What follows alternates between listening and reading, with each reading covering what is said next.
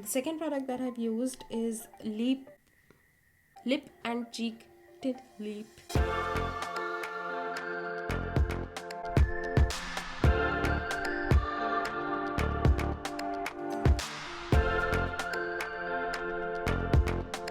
Hi guys, welcome back to my channel. So in today's video I'm going to be doing this makeup look using just 3 products, and the first product that I have used is LA Girl Pro Conceal HD Definition Concealer. This is so good. This is really very good. I mean, I really like this one. You can use any one. The second product that I've used is Lip and Cheek Tint. This is from the Balm Cosmetics. This is the Staniac one.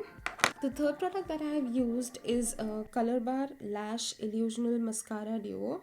This has a dual thing. This is the volumizing part and this is the lengthening part. So you can see this. Whatever.